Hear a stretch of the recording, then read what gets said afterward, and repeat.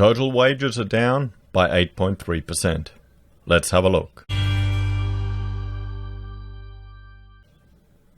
Hello everyone, Florian Heiser here and welcome to another episode of Heiser Says.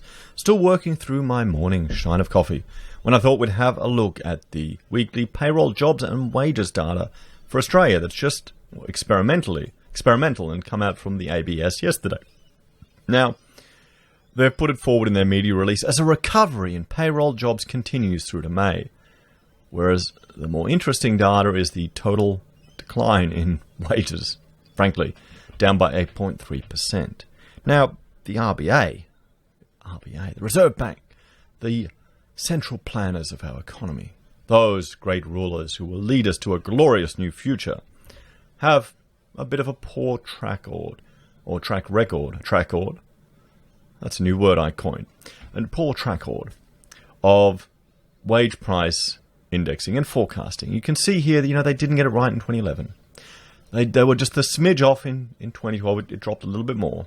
2013, they were hopeful that wage growth would stay the same, wouldn't decline, but no, they didn't. Then 2014 would get a recovery. It'd bounce back, Lambo time. 2015 and 16 wasn't much better, but 2017 sure would win. And that's the end of the data they've done. So I'll need to find an update, or perhaps they don't want to release it. So let's have a look at this, and let's see if they're framing it in a particular way to give a positive note. Do you think that could be happening from the ABS, or am I getting too cynical? So recovery in payroll jobs continues through May. Total payroll jobs increased by 1% through May, according to the latest release of weekly payroll figures from the ABS today.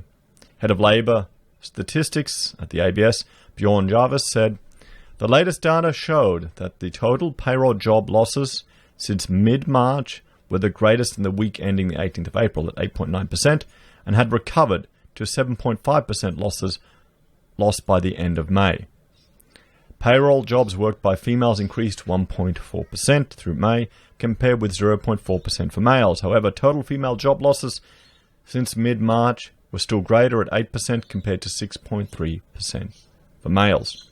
So what that tells me is there's a greater activity. The retail sector is starting to open up, everyone. And that's where women are working more likely than men.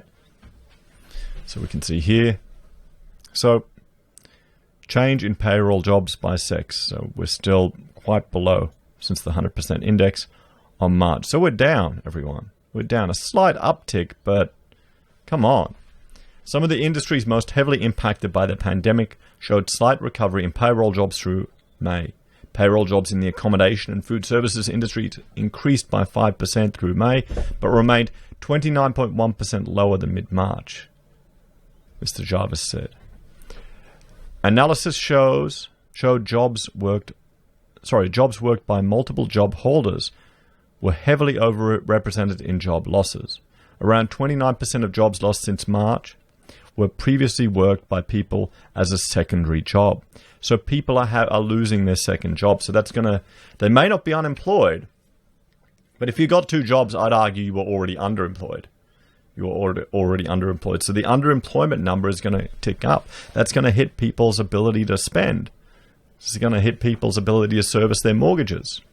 Let me know in the comments if you've got two jobs and why you're doing it. It'll be interesting to get a little bit of insight. JobKeeper support can only be sought for one job for each eligible employee. Looking at the week-to-week changes, there was a 0.4% increase in the number of payroll jobs in the week ending 30th of May, following no change recorded in the week ending 23rd of May. Further information is available from this note. So, the ABS would like to acknowledge the continued support of the ATO in enabling the ABS to produce these statistics, providing weekly insights into the Australian labour market. And this is good, actually. This is showing that, well, with big data, we can actually get some economic data that's almost live. And then we might be able to make some smarter decisions about the economy. So let's have a look at jobs and wages by state. So, since the week ending 14th of March, the week Australia recorded its 100th case of the pandemic. The largest changes were payroll jobs. Tasmania decreased by, and this is from 14th of March, 2020. Payroll jobs, Tasmania decreased by 9.5% and Victoria decreased by 9%. Western Australia decreased by 10.7% and Tasmania decreased by 10.2%. Between the week ending 23rd of May and 30th of May, the largest changes were Northern Territory decreased by 0.8%, New South Wales by 0.7%, Queensland increased by 1.5%, and New South Wales increased by 1.4%. And this is the percentage changes by states and territories. So this is changes in total wages between the 14th of March and 30th of May, and it's down 8.3% for everyone. This is the figure that I'm more concerned with. So wages are down by 8.3%. New South Wales from that period, and this is the latest data, over that period from March to May, we're down 8.4%. Victoria, we're down 8.7%. Queensland, 7.1%. South Australia, down 5.8%. Western Australia, down 10.7%. And we had Tassie, down 10.2%. Western Australia, everyone, Western Australia, which is... a viewer sent me a property just a bit 20 minutes out of WA. You get a nice house, about 200 grand. You've got all of the issues, all the arrears data that we have here showing Western Australia and Northern Territory up. So that iron ore increase that we've got that's flooding in, it's not being represented in increased wages data here up to the minute, as close as we can get from WA, is it? So it's not on the ground. It's not coming on the ground. Northern Territory is down 4%. And ACT is down 5.5%. So wages data are more sensitive to period-to-period changes in reporting than jobs data, and therefore subject to greater revisions over time. They're also subject to a greater degree of seasonality. So there we go. So that's the... Well, I think that should be the headline, everyone, because that's going to affect the economy more than anything else. So let's look at jobs and wages by sex. And we'll just look at the overall numbers here. So change in total wages between 14th of March and 30th of May. So males are down 9.8% and females are down 5.9%. So, everything we seem to be reading seems to be focusing on women. We need to support women. But the blokes have had the biggest cut in wages over that period. Probably because the blokes were earning more, but still. And you can see here, there you go. Look at that dive. This is right. They got it right. Doesn't seem right, does it? Doesn't seem right. This is from, from here to here. Here to here. So women have gone back up. They took a bigger hit. So women were from 14th of... Oh, hang on. Change in payroll jobs. Okay, jobs are down.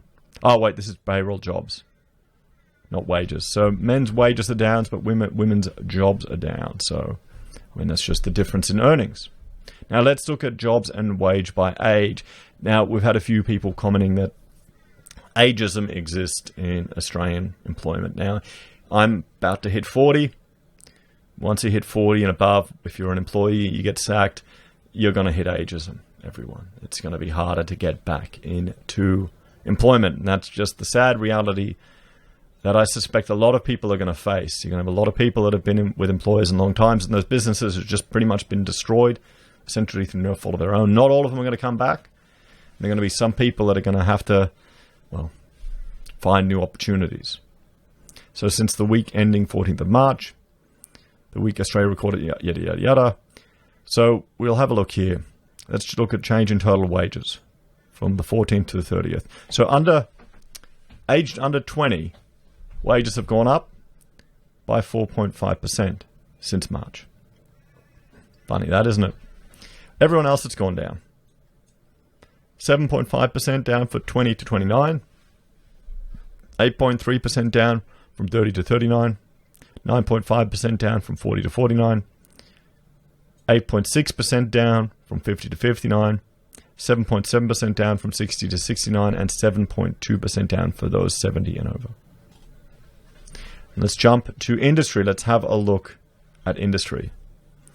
The subdivision level is the second broadest grouping of industries within Australia and New Zealand standard industry classification. Industry subdivisions are built up from the industry group, which in turn are built up from industry classes. So we'll have a look here. Agriculture, we'll just look at the total number and the change. This is from 16th of May to 23rd of May. Oh, a weekly change. Don't we have an overall one? Change between the 14th of March and 30th. So we'll look at this one. Agricultural, forestry and fishing is down 9.5. Mining, down 5.8. Look at this. Oil and gas extraction, down 20, everyone. Agricultural, forestry and fish support, down 15. Manufacturing, down 4%. So beverage and tobacco, booze and smokes, down 16. Then leather, clothing, footwear, textiles, down 10. What else do we have here? Nothing jumping out. Electricity, gas, and water services down. Oh, up 0.4. There you go. Look at that increase in gas supply. Up 9.7. Construction down 5.8. Everything down. Wholesale down 4.1. Retail down 6.3. Retail, another big employer here in Australia. Accommodation and food services down 29.1. Wow, down 31%. Down 7%. And remember, guys, if you're looking, okay, I'm going to go into the tourism industry, it's going to bounce back, I'll buy myself a hotel in Townsville, just watch out for that toilet tax. And yes, it has annoyed me that much. I'm going to refer to it in a few videos. It'll be like the bloody West Australian Potato Board. Transport, postal and warehousing down 4.8. Other transport down 23. Information, media and telecommunications down 10.5. Motion picture, sound recording activities are down 27. So that's the biggest hit for that one. Finance and insurance services are up 0.5. Renting, hiring and leasing services down 10%. Professional, scientific and technical down 4.4. Administrative and support down 10. Public administration and safety down 4.3. Education and training down 4.7. Healthcare and social assistance down 4.7. Arts and recreation down 26.3. And other services down 19.7. We can see here there are some industries that are really taking a big hit. And here's a little bit more on just secondary jobs are about 29% of all job losses. The ABS estimates that the number of payroll jobs in the week ending 30th of May was 7.5% lower than the week ending 14th of March. The number of payroll jobs is not the same as the number of employed people in labour force statistics for a range of reasons, one of which is multiple job holdings. Prior to the pandemic period, the Australian labour account showed that around 6% of employed people worked multiple jobs at the same time. As of the March quarter 2020, the labour account showed that 93.2% of jobs in the labour market were main jobs, and around 6.8% were secondary jobs. Analysis of underlying single-touch payroll data suggests that around 29% of jobs that were lost since the week ending March 14 were secondary jobs. In addition to providing important insights into how the data may relate to the person-based measures in labour force statistics, the information also provides insight into potential job retention dynamics around JobKeeper. JobKeeper can only cover a single job for an eligible employee, with main jobs likely to be supported to a greater extent than secondary jobs. Table 1 shows the percentage change in main and secondary payroll jobs between the week ending 14th of March and 30th. It shows a larger net secondary job losses in percentage terms. So, have a look at that. Secondary job losses are at 38.8%, while main jobs are only at 5.6%. That's huge, everyone. 40%. Wow. Table 2 shows the split between main and secondary jobs in payroll data and highlights the declining proportion of secondary jobs over the pandemic period, from around 6% in mid-March to 4% in May. So people are quitting their secondary jobs, or they're being fired from their secondary jobs. How many people need these jobs to make ends meet, to meet their mortgage repayments? How many people are using it to get out of debt, and that'll be slowed down, or just to meet their afterpay payments? How many secondary jobs are considered Uber? That'd be an interesting one. We'll have to see. Well, guys, there you have it.